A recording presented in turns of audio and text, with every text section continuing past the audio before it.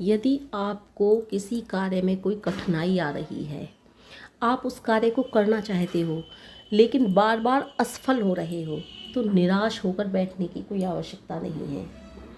एक चींटी होती है, बार बार पहाड़ पर चढ़ती है लेकिन बार बार गिर जाती है और अंत के दर्जा वो हार नहीं मानती, चढ़कर ही दम लेती है। तो एक जरा सी चींटी जिसमें जरा सी जान है, जब वो हार नहीं मानती तो हम हार कैसे मान सकते हैं। कभी भी किसी भी रूप में डर करके हमको उस कार्य को भंवर जाल में नहीं छोड़ देना है कि छूट गया। यदि जिसने भंवर जाल में छोड़ दिया, जो बीच में भंवर में फंस गया, डर के भंवर में फंस गया, वो सदा के लिए डर के सागर में डूब कर रह जाता है, वो कभी उभर कर आता ही नहीं है। लेकिन जो डर के सागर में तैर कर पार हो जाता है, वही लक्ष्य हासिल करता है। इसलिए मेरा आप सबसे अनुरोध है, जो भी डर करके किसी चीज़ को छोड़ रहे हैं, बीच में अधूरा काम छोड़ रहे हैं, चाहे वो कोई भी कार्य हो, तो उसको बीच में डर करके ना छोड़िए, क्योंकि डरना मनुष्य का स्वभाव है ही नहीं। ये तो कर्मों के आधार पर मनुष्य ने एक गुण बनाया है, कर्मों के आधार पर गुण बनाया है कि यदि तुम देखते हैं इस डर रूपी गुण से तुम कैसे उभर पाते हो। इसलिए ईश्वर ने परीक्षा के रूप में ये गुण बनाया है और इस परीक्षा में आपको हर घड़ी हर पल खरा उतर करके ईश्वर को दिखाना है। इतनी मेहनत करनी है कि ईश्वर को भी आप पे प्यार आ जाए। मेहनत जब करते हैं ना, कोई भी बच्चा जब मेहनत करता है तो उसकी माँ कितनी कृपालु दृष्टि से उसे देखती है, उसके पिता उसे कितना स्नेह करते हैं अपने हृदय में, चाहे मुंह से कुछ ना बोलें लेकिन ये जरूर सोचेंगे अपने मन में बहुत मेहनत कर रहा है बच्चा, तो वो तो हमारा जन्म जन्मांतर का पिता है, उसे क्यों नहीं दया आएगी हम पर। वो तो हमारा इस जन्म का नहीं, उससे तो जन्मों जन्मों का हमारा रिश्ता होता है, तो उसे क्यों नहीं दया आएगी हम पर, उसे अवश्य दया आएगी। इसलिए कोई भी कार्य हमको बीच में नहीं छोड़ना है, मेहनत करनी है और उगते हुए सूरज की तरफ आगे बढ़ते ही जाना है। हमें खूब मेहनत करो, चाहे वो कोई भी कार्य हो।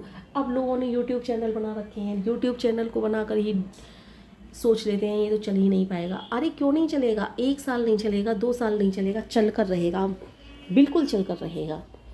इसी तरह से कोई भी कार्य है, आपने गोताखोर देखे हैं, गोताखोर समुद्र में डुबकी लगाते हैं, समुद्र में डुबकी लगाने के बाद कई बार डुबकी लगाते हैं, हर बार उनकी मुट्ठी में मोती नहीं होते, हर बार ही उनकी मुट्ठी कोई खाली भी नहीं होती। इसलिए आप ये सोचिए, हर बार विजय हो ये जरूरी नहीं, लेकिन एक ना एक दिन विजय जरूर होगी, विजय होगी और हम उस विजय को हासिल करके रहेंगे। इसी उम्मीद के साथ आपको आगे बढ़ते जाना है। इसी तरह से जो विद्यार्थी हैं वो विद्या अध्ययन में मेहनत करें, बेहद मेहनत करनी है विद्या अध्ययन में। जब मेहनत करोगे तो सफल क्यों नहीं होगे। और विद्यार्थियों को मेहनत करके जो आगे बढ़ जाएंगे तो उन्हें जीवन में आगे कम कष्ट होगा। कहते हैं ना, या तो अब मेहनत कर लो या तब मेहनत कर लो। यदि अब मेहनत कर ली तो बाबू बनकर बैठोगे कुर्सी पर, नहीं तो जिंदगी भर चप्पल ही घिसनी पड़ेगी, कमर ही तोड़नी पड़ेगी मेहनत के लिए। इसलिए या तो अब मेहनत कर लो या तब मेहनत कर लो, इसलिए विद्यार्थियों से कहा जाता है। तो ये विद्यार्थियों के ऊपर ही लागू नहीं है, ये प्रत्येक व्यक्ति के ऊपर लागू है कि मेहनत करना ही पड़ेगा। कविता भी है ना, मेहनत करने वालों की कभी हार नहीं होती, लहरों से डरकर नौका पार नहीं होती। तो इसलिए सदैव मेहनत करनी चाहिए। 1 महीना 2 महीना को कार्य नहीं चल पाया और सोच करके हताश होकर के हम छोड़ करके बैठ जाएं कि हमारा तो कार्य ही नहीं चल पाया, तो फिर ये भी गलत होता है। हो सकता है अगले ही पल आपका कार्य चलने वाला हो सकता है कोई क्षण ईश्वर मनुष्य की परीक्षा ले रहा हो, तो इसलिए उस परीक्षा में आपको खरा उतरना है। इसलिए कभी भी इस तरह के विचार अपने मन में ना लाएं, हताश होकर ना बैठें। जब ईश्वर ने जन्म दिया है मनुष्य का तो कर्म तो करना ही पड़ेगा। ओखली में सिर दिया तो मूसलों से क्या डरना। जब जन्म ही पृथ्वी पर लिया है तो कर्म तो करना पड़ेगा। क्योंकि मनुष्य का जन्म ईश्वर तभी देता है जब हम कोई ना कोई कार्य ऐसा करते हैं कि हमें पृथ्वी पर जाना ही पड़ेगा। यदि हमारे सारे कर्म अच्छे होते, हमारा सारा ही सब कुछ अच्छा होता, तो हम फिर जन्म ही क्यों लेते इस पृथ्वी पर। जन्म तो भोगना के लिए ही लेने पड़ता है ना। जब हमने कोई भोग ऐसा किया है कि उसे भोगना है, तो वो भोग हमें पृथ्वी पर ही आकर के भोगना पड़ेगा।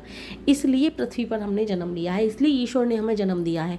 ईश्वर कोई निरर्थक कार्य नहीं कर सकते, इसलिए हमें निरर्थक जन्म नहीं दिया है ईश्वर ने जन्म दिया है इसलिए कि कोई ना कोई कार्य हमारे लिए पृथ्वी पर है।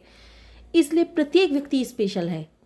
कोई भी व्यक्ति ऐसा नहीं जिसके अंदर स्पेशलिटी ना हो, इसलिए प्रत्येक व्यक्ति स्पेशल है।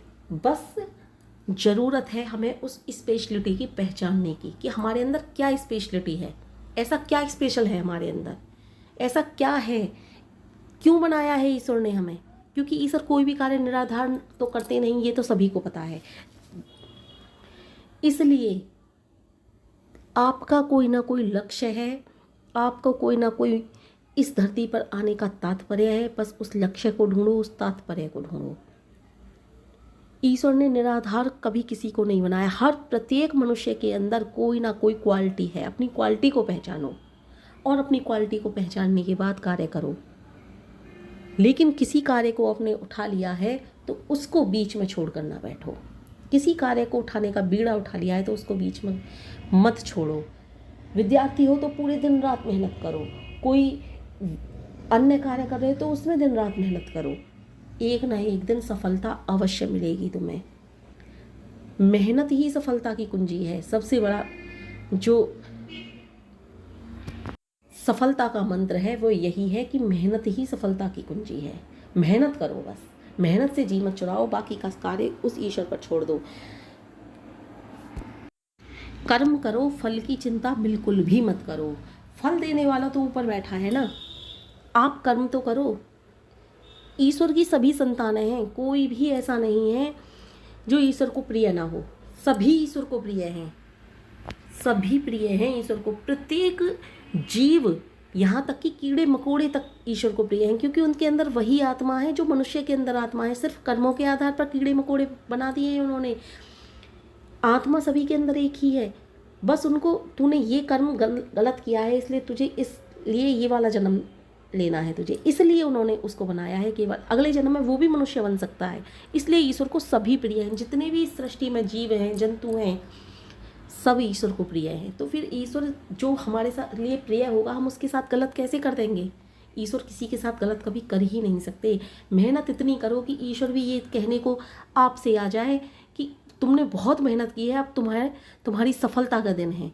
मतलब कहने आ जाएगा, कहने का मतलब मेरा ये है कि ईश्वर भी तुम्हें एक ना एक दिन सफल करके ही फिर प्रण लें। ईश्वर भी ये सोच लें कि ये बहुत मेहनती है, अब इसकी परीक्षा लेना बंद करूं और इसको इसकी मेहनत का फल दूं। तो आपको मेहनत करनी ही पड़ेगी। हर हाल में मेहनत करो और हर हाल में सफल होकर दिखाओ।